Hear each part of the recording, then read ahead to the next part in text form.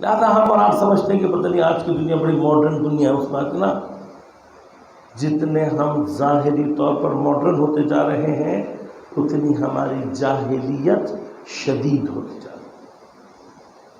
یہ خود اپنے جگہ ایک بحث ہے کہ جاہلیت کسے کہتے ہیں، اور پھر پورا موضوع ہے جس کی طرف رہبر معظم نے اشارہ فرمایا کہ جو آپ کی واقعاً سیاسی اور اجتماعی اور ایک جسے کہنا چاہیے علمی بصیرت کا خود ایک نمونہ ہے۔ ایک عنوان رہبر نے اپنی تقریر میں استعمال کیا ماڈرن جاہلیت کا، اور واقعاً اس پر جب بعد میں محققین نے کام کیا تو وہ متوجہ ہوئے کہ رہبر نے کتنے اہم عنوان کی طرف اپنی تقریروں میں توجہ دلائی۔ اس وقت ہم شدید قسم کی اشارہ کر دیتا ہوں تاکہ بات آپ کو سمجھ میں آئے۔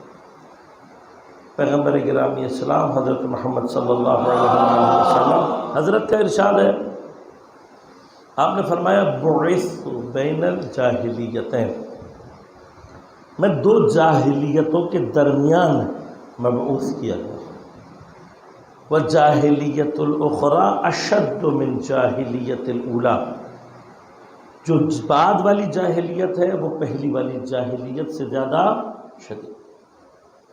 ہم جاہلیت کسے کہتے ہیں جی؟ کہتے ہیں جی جاہلیت اس لیے تھی کہ وہ لوگ جو تھے وہ اپنی بچیوں کو زندہ دفن کرتے تھے۔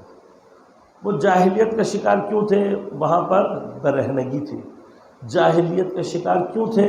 بہت ساری جگہوں پر انسانی اقدار کا خیال نہیں رکھا جاتا تھا، خواتین کے حقوق کو غصب کیا جاتا تھا۔ اب یہ اس طرح کے اور بہت سارے موارد ہیں۔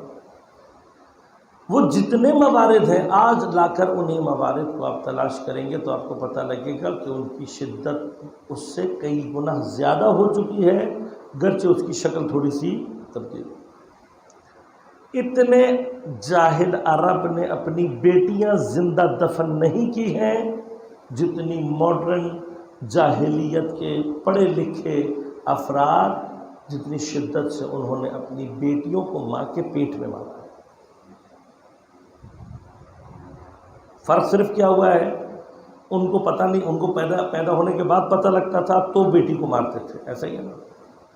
جب بیٹی پیدا ہوتی تھی تو بڑا برا لگتا تھا انہیں، اور پھر وہ بعض افراد ان کو مار دیتے تھے، بعض زندہ دفن کر دیا کرتے۔ خب آج کل کیا ہوتا ہے؟ آج کل ٹیکنالوجی کے ذریعے سے تھوڑا سا پہلے پتہ لگ جاتا ہے۔ جیسے ہی پتہ لگتا ہے کہ ماں کے پیٹ میں جو بچہ ہے یہ لڑکی ہے، بالکل وہی کیفیت ہوتی ہے ماں باپ کی کہ جو جاہلیت کے دور میں ہوا کرتی۔ پھر وہ کیا کرتا ہے؟ ڈاکٹر کو تھوڑی سی رشوت دے کے پیسے دے کر اس بچی کو پیدا ہونے سے پہلے ہی ہلاک کر دیتا ہے۔ آج اگر آپ ریشو اٹھا کر دیکھیں تو آپ کو پتہ لگے گا کہ اس قتل کا ریشو کہہ رہا ہوں، تعداد نہیں کہہ، تعداد تو الٹیمیٹلی آج زیادہ ہے، ریشو زیادہ ہونے کا مطلب کیا ہوتا ہے؟ شدت پتہ لگتی ہے۔ کیونکہ مثلا کہیں کسی جگہ پہ 100 آدمی رہتے ہوں، 10 آدمی رہتے ہوں اور ایک آدمی کام انجام دے تو کہیں گے جی ایک آدمی نے کام انجام دیا۔ لیکن اگر کہیں 100 آدمی رہتے ہوں اور 10 آدمیوں نے کام کو انجام دیا ہو تو کہیں گے بھئی یہاں تو 10 آدمیوں نے کام کیا ہے۔ لیکن جب اس کو آپ ریشو میں دیکھیں گے تو دونوں کی ریشو برابر ہے، وہ بھی 10% ہے اور یہ بھی 10%۔